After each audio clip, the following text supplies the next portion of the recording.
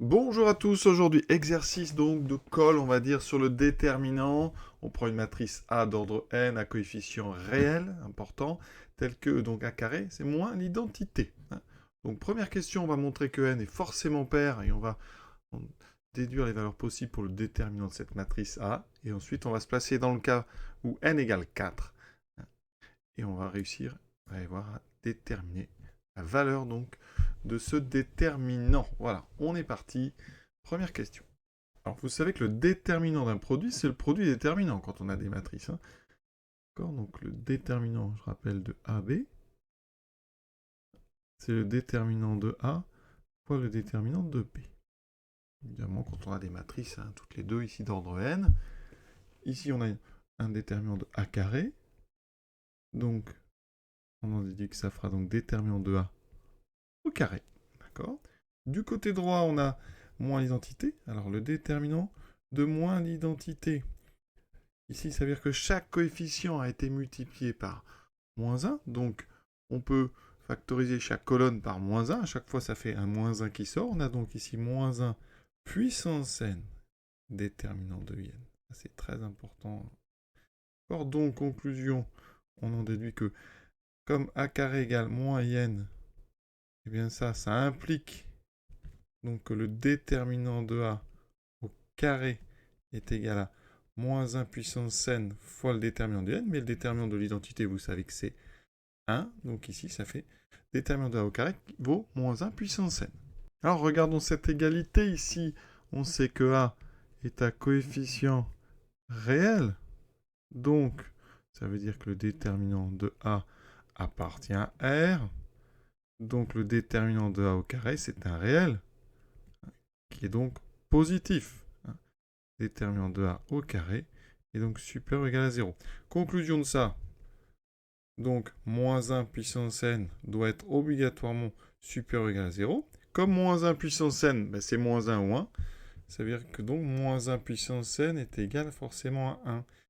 Ça veut dire que n est une puissance paire, donc n est paire. D'accord. Parce que les puissances impaires de moins 1 donneront moins 1, les puissances paires donneront 1. Donc on vient de trouver que n est paire. Comme n est paire, donc le déterminant de a au carré est donc égal à moins 1 puissance paire, donc est égal à 1.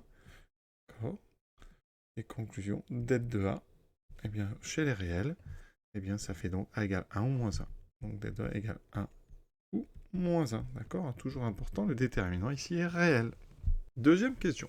On suppose à présent donc n égale 4. Et on va appeler f l'endomorphisme de R4. D'accord. Donc l'application linéaire de R4 dans R4, dont la matrice dans la base canonique est justement cette matrice A. Voilà. Donc on va prendre alpha différent de 0, donc un élément de R4, donc alpha non nul, enfin différent du 0 de R4, d'accord. Alpha, donc, appartient à R4, et alpha est non nul. Donc ça n'est pas le vecteur 0, 0, 0, 0, d'accord. Montrer que la famille alpha, f de alpha est libre. Donc, montrons que alpha, f de alpha est libre. Pour ça, donc, soit, alors ici j'ai pris une lettre grecque, donc on va prendre la lettre classique, soit A et B, donc réel, tel que donc A fois alpha plus B fois f de alpha est égal à 0. Alors évidemment ici, c'est le 0 de R4, toujours. On va montrer ici que ça implique forcément que A et B sont nuls. On sait que A carré est égal à moins l'identité de I4, donc ça veut dire que quand je prends l'application f au carré, je trouverai moins, donc ici, l'identité de R4. D'accord. Ça veut dire que pour n'importe quel nombre, pour tout x appartenant à R4, f de x est donc égal, enfin f carré de x est donc égal à moins x. On va donc composer ici par f, donc f de alpha plus bf de alpha est égal à f de 0, toujours le 0 de R4, d'accord. Donc ça vaut 0. D'accord, égal à 0. Par linéarité, ça veut dire qu'ici, f de alpha, donc a est 1, ça fait af de alpha, plus b, f2, donc de alpha, est égal à 0. Je vous l'ai dit, pour tout x, f2 vaut moins x, donc on obtient af de alpha, moins ici b alpha. D'accord. Alors, on a deux choses ici. Donc, vous avez alpha plus bf de alpha qui vaut 0. Et en même temps, A, alors je vais mettre dans l'ordre, moins b alpha plus af de alpha qui est égal à 0. Ensuite, ici, on va multiplier la première ligne ici par A et la deuxième par B, de façon ici à avoir devant f de alpha le même nombre.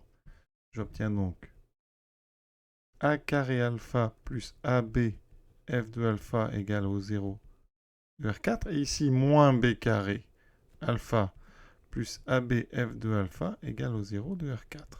Ici, on va donc soustraire les deux lignes, d'accord, de façon à faire disparaître f de alpha. Il me restera donc A2 alpha plus B2 alpha, donc en factoriant A2 plus B2 alpha, est donc égal au 0 de R4. D'accord, hein. Je fais évidemment, je répète, ligne 1 moins ligne 2. Donc ici, alpha étant non nul, A2 plus B2 égale à 0. Alors là, maintenant, c'est le 0 de R, d'accord, parce qu'A2, A et B sont des réels. On a ici deux réels, hein, dont le carré, dont la somme des carrés est nulle. Donc, ça veut dire qu'ici, eh bien, les deux carrés sont nuls. Donc, A égale B égale à 0.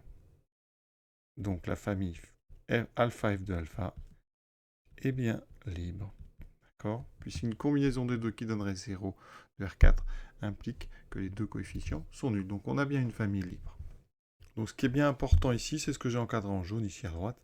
Hein, de l'information A carré égale moins I4, on en a déduit que quel que soit x appartenant à R4, f de x égale à moins x. Et ça, on va s'en servir. Vous voyez, on s'en est servi pour ici composer cette relation ici. La suite, donc on prend maintenant bêta, qui n'est pas dans le vectoriel de alpha, f de alpha. D'accord ?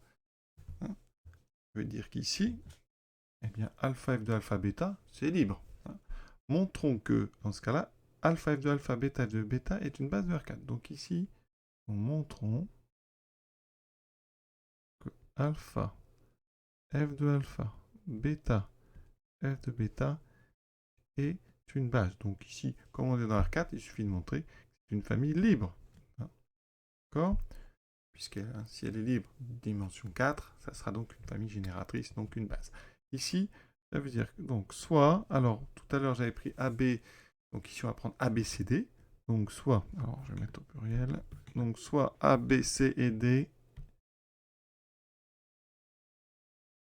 réels tels que donc A alpha plus B fois F de alpha plus C bêta plus CF de bêta qui est égal donc au 0 de R4. On va montrer que A, B, C et D sont nuls. Une chose qu'on peut dire avant de se lancer là-dedans, c'est que on a alpha F de alpha qui est libre, et de même, on aurait pu montrer que bêta F de bêta est libre. Hein. D'accord ? C'est la même chose, donc c'est la question, hein, question 2, puisqu'on a pris un alpha non nul, on aurait pu le faire avec ce bêta-là. Donc ici, on a alpha f de alpha qui est libre et bêta f de bêta qui est libre. Ça pourra servir. Donc ici, on va faire comme tout à l'heure, on compose par notre application linéaire f. Donc j'obtiens a f de alpha par linéarité plus b f2 de alpha, donc moins b alpha, d'accord ? Toujours la même remarque que tout à l'heure, plus c f de bêta, et ici j'aurai plus d f2 de bêta, donc moins d bêta est égal au 0 de R4. Donc ici, hein, je rappelle, j'ai utilisé le fait que f2 de alpha c'est moins alpha, et de même f2 de bêta c'est moins bêta. On l'a dit, hein, ça c'est vrai pour tout x de R4. Et l'idée c'est qu'on va faire comme tout à l'heure. Alors là, on va travailler sur bêta, donc on va multiplier la première ligne par exemple par C et la deuxième par D. Donc ici je vous mets fois C et celle-là fois D. On va voir ce que ça nous donne. Donc ici AC alpha plus BC F de alpha plus C carré bêta plus DC F de bêta égale 0 de R4. Ensuite, je multiplie donc la deuxième par D. Donc AD F de alpha moins BD alpha plus CD F de bêta. Vous voyez comme ça ici, on a CDF de bêta dans les deux cas. Moins D carré bêta égale 0 de R4. On va faire la soustraction. D'accord, ligne 1 moins ligne 2. On va voir ce que ça nous donne cette fois-ci. Donc, ici, on va commencer par les alphas. J'ai AC moins BD alpha. Plus, alors D, alors je fais une soustraction, donc ce sera plus. Ensuite, les F2 alpha, j'en ai BC moins AD F2 alpha. Les F2 bêta ont disparu. D'accord. Ensuite, ici, il me restera donc les bêta. Donc, plus C carré plus D carré bêta. Et tout ça doit faire le 0 de R4. Voilà. Alors ici, on a une combinaison de alpha, F de alpha et bêta. Alors, remarque. Donc, alpha, F de alpha est libre. Libre. Ensuite, bêta n'appartient pas donc au sous-espace engendré par alpha et F de alpha. Conclusion, ça veut dire que alpha F de alpha bêta est libre. D'accord? Donc ici, vous avez une combinaison d'éléments d'une famille libre. Donc, comme alpha, F de alpha et bêta est libre, les coefficients sont tous nuls. Ça veut dire qu'ici, on a AC plus BD qui vaut 0, BC moins AD qui vaut 0, et C2 plus D2 qui vaut 0. Et donc, on va essayer de déduire grâce à ça que A, B, C et D sont nuls. Comme tout à l'heure, C2 plus D2 égale 0. C et D sont réels. Donc ici, ça veut dire que C et D sont obligatoirement nuls. D'accord? On reporte ça dans notre système ici. Donc, comme C et D sont nuls, ici, eh bien, les deux me donnent 0 égale 0. Donc ici, ça n'est pas exploitable. Donc, je n'avais pas besoin ici d'écrire AC plus B égale 0. Donc la seule chose qui m'intéressait, c'est donc on aurait pu rédiger, vous voyez, plus court après, en disant donc voilà, C2 plus D2 est égal à 0. Les trois coefficients sont nuls. Donc C égale 0 et D égale 0. Voilà. Et ça, eh bien maintenant, on va bien reporter par exemple dans la première ligne. Donc ici, ça veut dire que A alpha plus B F de alpha est égal à 0 de R4, puisque C et D sont nuls. Et comme on a déjà dit, alpha et F de alpha, c'est une famille libre. Donc A égale B égale à 0. D'accord? On rappelle, alpha F de alpha est libre. Voilà, conclusion. Donc A égale B égale C égale D égale à 0. Donc ma famille alpha F de alpha, bêta F de bêta est libre. Et comme il y en a 4 et qu'on est dans R4, donc libre de R4, donc c'est une base. C'est une famille libre de dimension 4, donc c'est une base de R4. Alors une chose qu'on n'a pas dit, évidemment, on est dans R4, le vectoriel de alpha F de alpha est de dimension 2, puisque alpha F de alpha c'est une famille libre, donc on peut forcément trouver un élément bêta qui n'est pas dans ce sous-espace-là. Donc résumé de tout ça, on a pris alpha appartenant à R4 non nul de R4, donc différent du 0 de R4. On en a démontré que grâce à ça, alpha F de alpha était une famille libre. On prend bêta n'appartenant pas au vectoriel de donc alpha F de alpha. D'accord? Je répète, c'est possible parce que donc, la dimension du vecteur de alpha F de alpha est égale à 2. Donc dans R4, il vous reste vraiment du choix pour prendre un élément bêta. Bêta est forcément non nul. Ici, il n'est pas, d'accord, il n'est pas dans ce sous-espace vectoriel.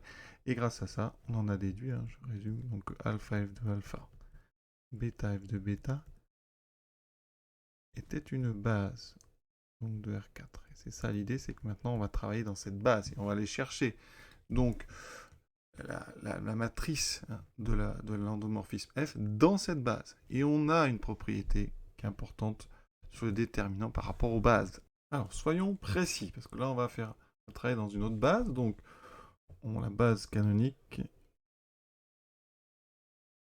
on va l'appeler donc bêta, d'accord? Là on a une deuxième base, donc bêta prime, c'est donc la base alpha F de alpha, bêta, F de bêta. Alors, on sait, et on va donc travailler dans cette base, donc A c'est la matrice donc, de f dans bêta. Et donc, on va appeler A' la matrice de f dans bêta'. Regardons ce qui se passe dans bêta'. Alors, pour avoir la matrice donc, de f, il faut que j'ai l'image des 4 éléments d'une base. Donc, il me faut f de alpha. D'accord? Alors, ici, f de alpha aura donc pour coordonnées 0, 1, 0, 0. D'accord?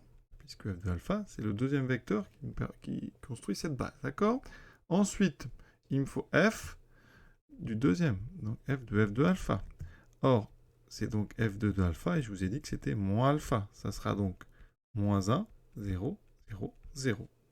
Oui, ensuite, il me faut l'image de bêta, donc f de bêta, eh bien, tout simplement 0, 0, 0, 1, puisque f de bêta, c'est le quatrième vecteur de la base, et ensuite, il me faut l'image du quatrième, donc f de bêta, qui est donc f2 de bêta, qui est donc moins bêta, qui est donc 0, 0, 0, pardon, 0, 0, moins 1. Vous voyez, j'ai écrit l'image des 4 vecteurs de ma base bêta' dans bêta'.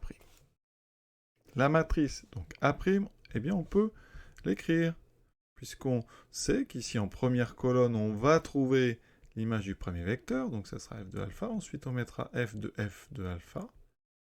Ensuite, l'image du troisième, donc de bêta, et l'image du quatrième, f de bêta. Et on vient de calculer tout.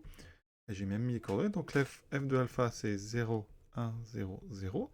f de alpha, c'est donc moins 1, 0, 0, 0. f de bêta, 0, 0, 0, 1. Et f de bêta, 0, 0, moins 1, 0. Et maintenant, on va calculer le déterminant de cette matrice A'. Alors, pour calculer ce déterminant, des petites astuces. On peut intervertir des colonnes. Par exemple, si j'intervertis la première et la deuxième colonne, alors quand on intervertit deux colonnes, on a un moins 1, d'accord? Vous le savez, le déterminant, c'est une forme n linéaire alternée. Donc si on inverse deux colonnes, eh bien on a un moins 1. Donc ça me fera moins, vous voyez, si j'intervertis, donc ça fera moins 1, 0, 0. Et ici 0, 1, 0, 0. D'accord? Et après, je peux aussi en même temps intervertir donc C3 et C4. Vous voyez, ici, j'ai interverti donc C1, C2, et je peux pareil intervertir C3, C4. Donc j'ai un deuxième moins. D'accord? Donc j'aurai ici plus, ce qui me fera 0, 0, moins 1, 0, et 0, 0, 0, 1. Conclusion, vous avez devant vous une matrice diagonale. Donc le déterminant, c'est le produit des coefficients diagonaux. Ça me fera donc moins 1 fois 1 fois moins 1 fois 1, ce qui donne un déterminant donc égal à 1. Le déterminant de f ne dépend pas de la base dans laquelle on a écrit sa matrice. Ça veut dire qu'ici, le déterminant de f dans la base bêta', c'est égal au déterminant de f dans la base bêta. Ici, déterminant de f dans bêta', c'est donc le déterminant de A', c'est donc égal au déterminant de A, puisque le déterminant de f dans la base comique, c'est A, et donc ici, on vient de voir que c'est 1, donc effectivement, le déterminant de A vaut 1. Voilà, cet exercice très intéressant est terminé. Donc retenez bien les choses importantes, savoir traduire ici, donc A carré égale moins identité sous une forme avec une application, avec un endomorphisme, d'accord?